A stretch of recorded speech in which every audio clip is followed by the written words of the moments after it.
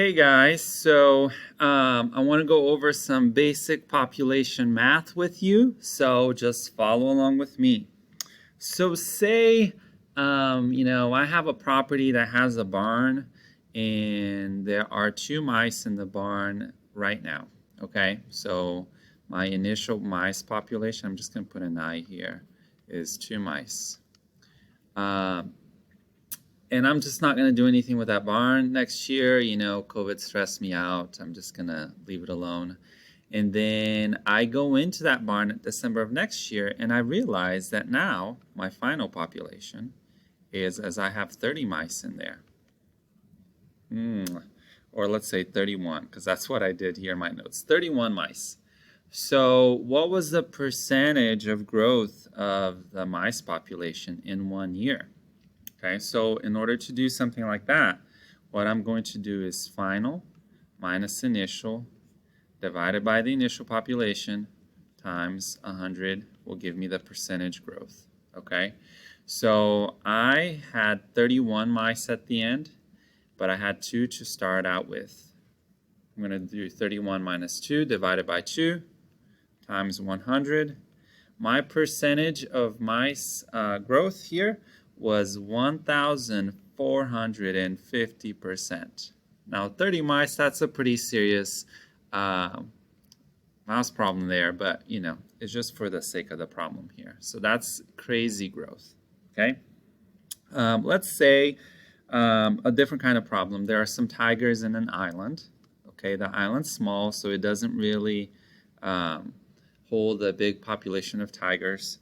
And we used to have 50 tigers, but there's been some developments on the island recently for tourism, some habitat loss, and then the last 20 years the tiger population went from 50 tigers to start out with down to 4. Now we only have 4 tigers in this island. So what happened here?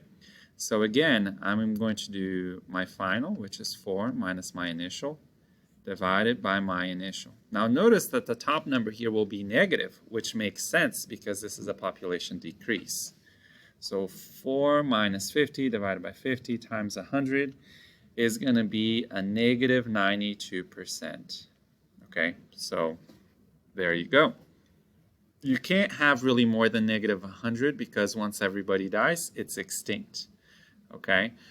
So when it's going down, it really doesn't go more than negative 100. When it's going up, technically the sky's the limit, even though at some point it would reach a carrying capacity. So a couple of things about percentages. So remember, for example, like something like 20% is decimal-wise is the same thing as 0.20. 2% is 0.02%. Well, what if I have something like 0.2%? Okay, you're always moving the decimal to the left twice. So this would be 1, 2. So 1, 2. See that right there? 0.002. Okay, so this is the percentage, what it looks like. This is the decimal format over here. Okay, so let's do some like percent increase or some percent decrease problems. Okay, so let's say, I don't know, organism X has a population of 142 individuals. Okay, and it has a growth rate of 2% annually.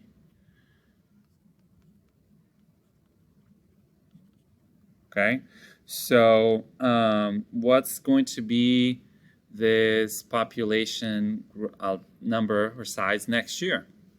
So I could do this a couple of ways. I could do 142 times 1.02. Okay, why 1.02? 1, because I'm still going to keep the 142 that were there. But 0.02 because I'm going to have the whole that I had plus a little bit more, right? And 2% in decimal format is 0.02.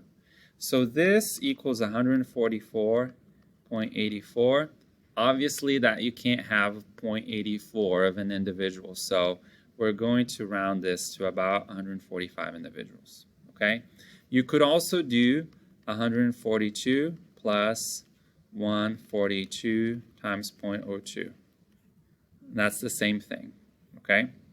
Well, let's say, we're having some pretty dramatic or drastic deforestation somewhere, and say we have a population of like 650,000, I don't know, like caribou or something like that.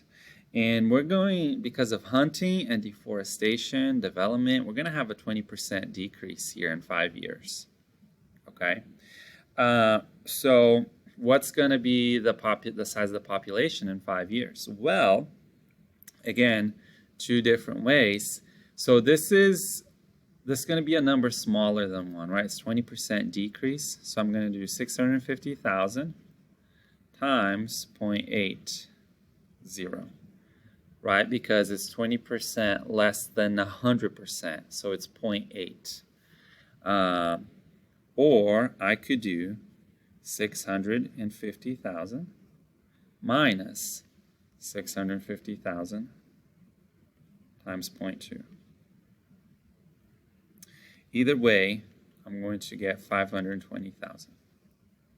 All right, so that's just some basic introductory population math.